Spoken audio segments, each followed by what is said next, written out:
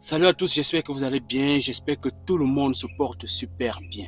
Voyez-vous, quand Samuel Eto'o parle, ça sent mauvais parce que c'est Samuel Eto'o, oui, on est habitué depuis un certain temps. Mais lorsque quelqu'un d'autre parle et que ça aille dans le même sens que Samuel Eto'o, oui, on applaudit, c'est bien, c'est normal. Samuel Eto'o, d'une interview qui avait fait le buzz, qui avait fait un tollé sur les réseaux sociaux, là où il mentionnait comme quoi en 2022, les gars avaient une équipe qui pouvait remporter une Coupe du Monde. Ça a crié partout. Ça a crié sur le plateau de l'émission. Les Camerounais en ont bavardé. Qu'est-ce qu'ils n'ont pas dit sur ce gars? Sauf que, Dieu merci, ce frère que je respecte tant, Alain Tchamo, a pu retrouver une interview de Patrick Mboma qui allait dans le même sens. Et d'ailleurs que je vais vous inviter à écouter, surtout écouter jusqu'à la fin, parce que il est temps qu'on arrête cette haine gratuite, cette haine qui voudrait que même si vous en êtes conscient que une personne a raison, mais que vous continuez quand même à inciter à ce qu'il soit plus crédible. Donc je vous invite à écouter la vidéo, on se retrouve juste après. Le gâchis, parce que ma deuxième défaite la plus blessante, ça a été contre l'Allemagne pendant la Coupe du Monde. Pendant la Coupe du Monde. Pour moi, intérieurement, je sais qu'on est en demi-finale. On joue l'Allemagne. On a au moins 6 occasions de but. Et t'as pas marqué. Face à Oliver Kahn. Je suis persuadé qu'on a le potentiel. Comment pouvais-tu... L'autre jour, dans un média français, Samuel Eto'o disait que le Cameroun avait une bonne équipe en 2002 pour remporter la Coupe du Monde. J'ai vu comment les gars se sont moqués de lui, les gars. Il y a même les Français qui ont fait des émissions disant que Eto'o ment. Franchement, même Tchouaméni s'est moqué de lui quand Eto'o dit que en 2002, le Cameroun pouvait remporter la Coupe du Monde. Tchouaméni, le petit Tchouaméni se moque de son grand frère. Ah, Samuel, comme si c'était faux ce qu'il disait. Or, Patrick Mboma avait dit presque la même chose. Avant d'écouter Mboma, parce que je vais vous faire écouter Mboma, on va écouter ce que Eto'o avait dit et ensuite on va écouter Mboma. Écoutons. On avait une équipe pour gagner la Coupe du Monde. Samuel. Mais rien. On sort en 2002. Mais là, attends. du En 2002, vous aviez une équipe pour gagner la Coupe du Monde. On sort avec 4 points. C'était quoi votre poule? Coupe du Monde. On avait l'Arabie Saoudite, l'Irlande, l'Allemagne. Et je te dis, on mène 1-0. Je dribble je sais pas combien de joueurs sur la ligne. Je fais une passe à Patrick Mboma sur la ligne. Il rate. Il pouvait pas rater. Même ma grand-mère allait marquer. Mais je te dis, jeune homme. Il vient vers moi, il me dit, t'es le meilleur joueur au monde, mon petit frère. Il court vers moi, il me dit... plus petit. Oui, j'étais un gamin, Patrick, c'est magique. Il me dit, t'es le meilleur joueur au monde. On se fait rattraper au score.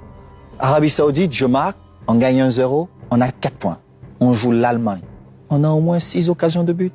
Et t'as pas marqué. Face à Oliver Kahn, je joue avec le Perronnet, pété, tout le match. Et on sort de cette compétition. Mais on sort pourquoi? Parce que physiquement, on était éprouvé. On a fait 72 heures pratiquement pour rejoindre le Japon. Là, c'est Samuel Eto'o. Vous l'avez écouté.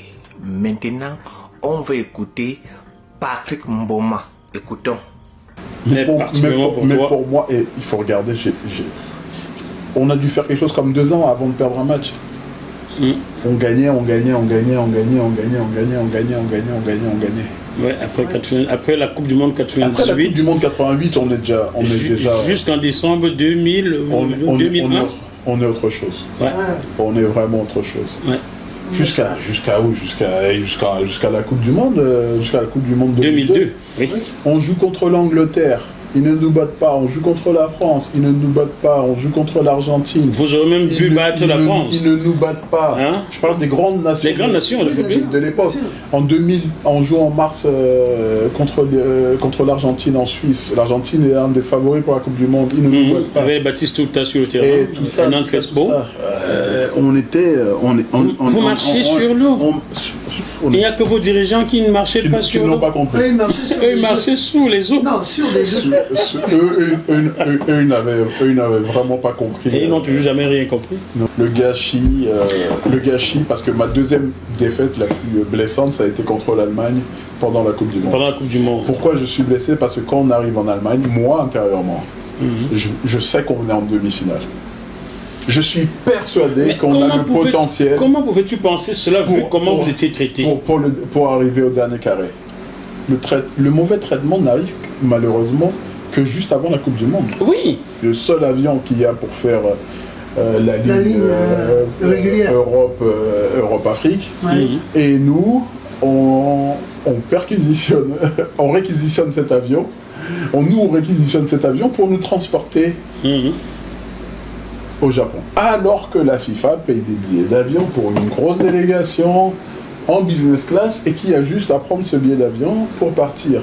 Maintenant, nous, on n'est plus malins. Comme on a trop d'argent, on préfère prendre cet avion. L'argent du... Qu'est-ce qui se passe? C'est que quand on est à Paris, est incroyable. À l'époque, on est en francs. Oui. Et on nous promet une prime de match, une prime de participation. Le ministre nous promet... Non. Nous discutons et obtenons du ministre une prime de participation de 15 millions par joueur. D'accord.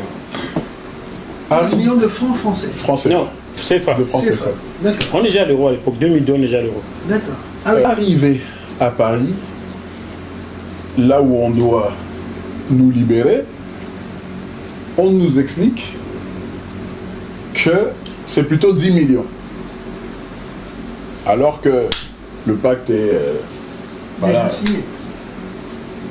Le ministre, lui, il est au Cameroun. On est 22 lurons. Ça fait quand même mal. Et là, on dit, on s'entraîne pas. Oh, Nasna avant l'heure. On part.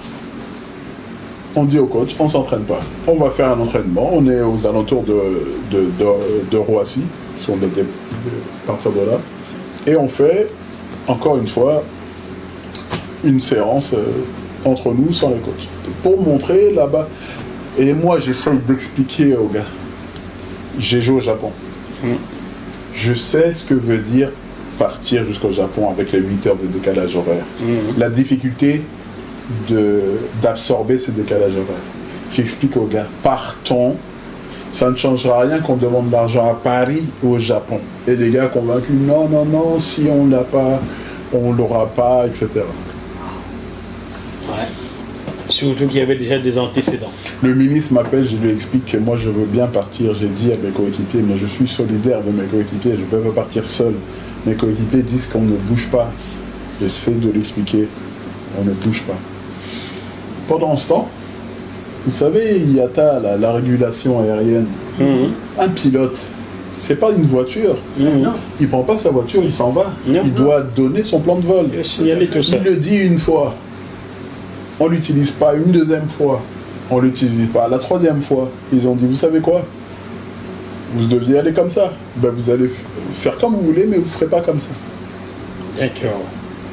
Ah, je comprends ce que Samuel explique à Didier Drogba. Donc, ce qui se passe, c'est que notre avion qui nous attend sur le tarmac de l'aéroport part 3 jours plus tard. Wow. D'accord. Parce que on Donc, a pas... vous imaginez ce que ça coûte, le stationnement. Oui. Un avion qui est à vide. Un avion qui était censé faire des liaisons aériennes. On est au début du mois de juin.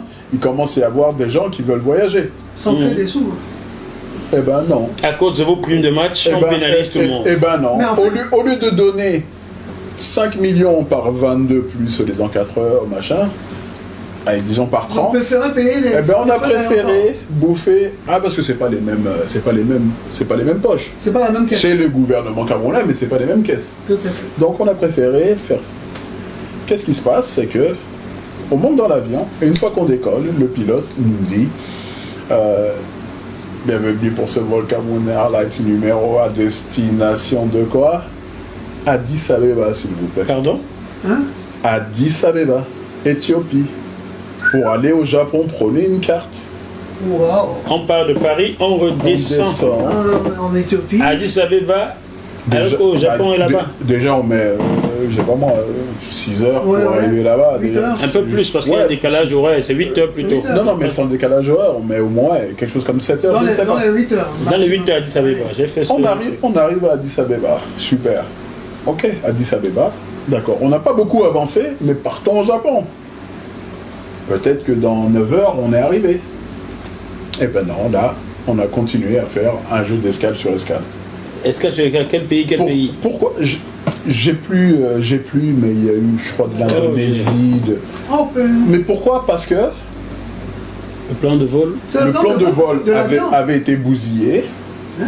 Et figurez-vous que sur une des escales, on a appris qu'on avait décollé sans avoir l'autorisation de survol d'un territoire. Et on a failli tirer sur votre avion. On aurait Wow. très bien pu tirer. On a failli tirer sur leur avion en 2002. Ah. Le pilote a pris. Mais le désordre est jusqu'à quel Cette point? belle équipe nationale a failli disparaître comme ça. Dernière chose, on est à une époque où on commence avec les téléphones portables. Vous imaginez l'histoire de frais de roaming à l'époque. Ah oui. Alors. Je me souviens que pour une histoire de carburant, de kérosène, donc, Kérosène dans on est resté plusieurs heures à faire des tractations sur l'aéroport. Et il a fallu que le pilote vienne me voir et me demande de lui prêter mon téléphone pour appeler le Cameroun pour avoir donc cette... parce qu'il nous fallait du kérosène. Vous voyez, vous pouvez suivre l'émission entière sur la page JMTV+, sur YouTube. Il y a un truc qui me wanda avec les Camerounais. Quand Mboma avait dit cela, les gars disaient que oui, Mboma a raison. En 2002, nous avions une grande équipe. L'équipe était très forte. Nous avions une bonne équipe pour remporter la Coupe du Monde. Aujourd'hui, Eto'o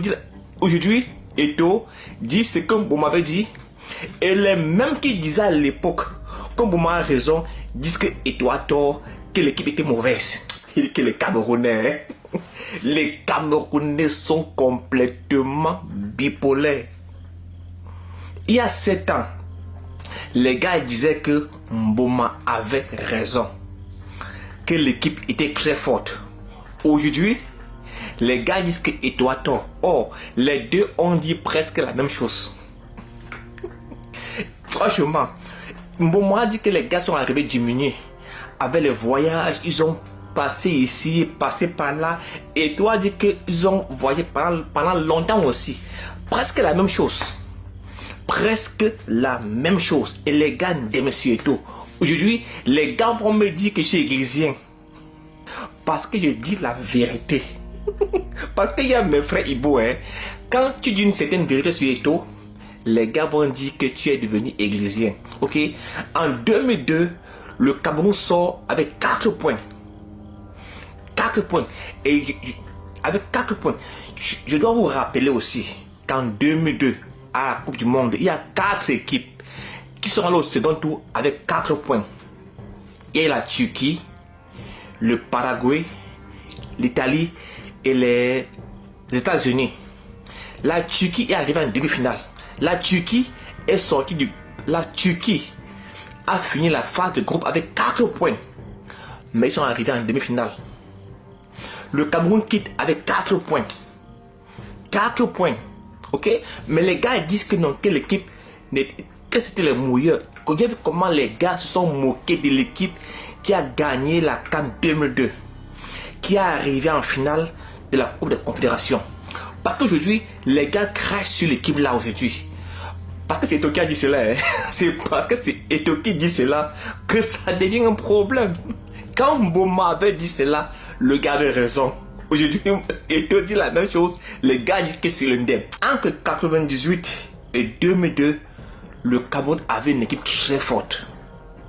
L'une des rares équipes a fini une compétition sans encaisser le moindre but. Et aujourd'hui, les gars disent que non, que cette équipe-là ne pouvait pas remporter la Coupe du Monde. Comment, hein? J'ai dit, comment?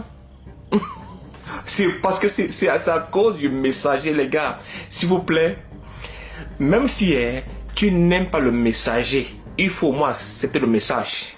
C'est parce que c'est le messager qui porte le message que les gars disent que c'est faux. À cause du messager.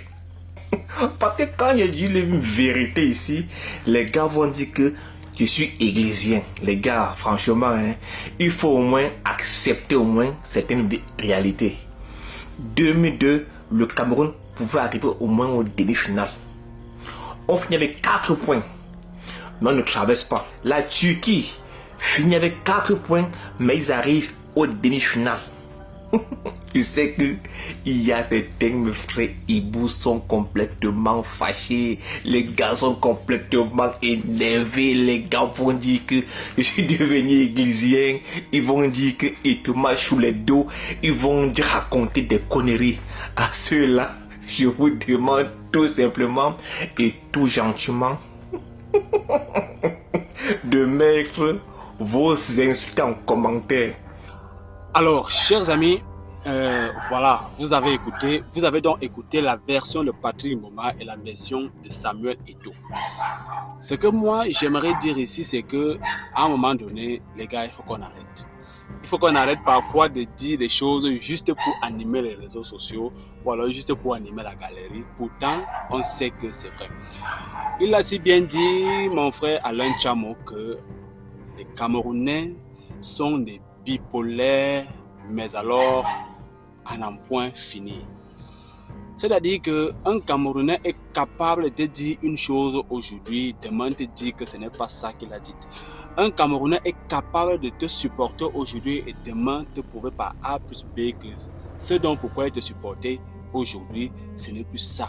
Ce n'est plus de ça qu'il s'agit demain. Il s'agira demain. Vous voyez un peu. Samuel Eto'o, dans son élan, il a été précis. Il donnait des explications de l'équipe des Lions Indomptables en 2002. Comment pensez-vous que un Samuel Eto'o viendra à Mondovision raconter des choses qui n'ont pas existé? Bien sûr, ça peut arriver, mais à quel pourcentage?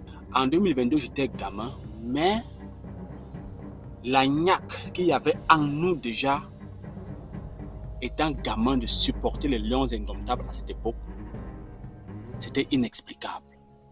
Patrick Mboma a dit un truc tout à l'heure comme quoi, depuis 1998, les gars avaient passé presque 2 ans, ou un peu plus de 2 ans, sans s'être inclinés face à une équipe. Donc c'était soit victoire, soit un nul. Alors en 2022, quelqu'un vous dit que ils avaient une équipe pour gagner la Coupe du Monde. Pour une équipe qui a passé 2 ans sans s'être inclinée face à un adversaire, comment est-ce qu'on devrait douter de cette équipe? Bon, les Tchouaméni, je peux comprendre leur réaction sur le plateau. Voilà, ils ne comprennent pas. En ce moment-là, c'était des gamins. Si on veut vérifier vraiment l'âge que Tchouaméni avait à cette époque, vous allez voir qu'il avait peut-être 6 ou 7 ans, tout au plus. Donc du coup, en matière de football, il ne comprenait rien. Peut-être que lorsqu'il a grandi, on lui a fait passer quelques clichés. Et un Samuel Eto'o qui vient lui dire dans son émission qu'en 2022, son équipe pouvait gagner la Coupe du Monde, le gars tombe en bourrique. C'est la catastrophe. C'est le monde entier qui s'enflamme. Pourtant, il y a seulement quelques années, Patrick Mboma avait réitéré les mêmes choses. Là-bas, c'était bien. Mais lorsque c'était Samuel Eto'o aujourd'hui qui le redit en ces mots, voilà, avec sa force, avec son aura, voilà, il y a un problème. C'est du Samuel Eto'o qui est président actuellement à Africa Foot. Lorsqu'il parle, ça sent mauvais. Les gars, arrêtez ça. Dites-nous aussi en commentaire ce que vous pensez de tout ceci. On se retrouve très bientôt pour une nouvelle vidéo. Portez-vous bien. Surtout que God vous blesse. Quand vous dites God bless. Ciao.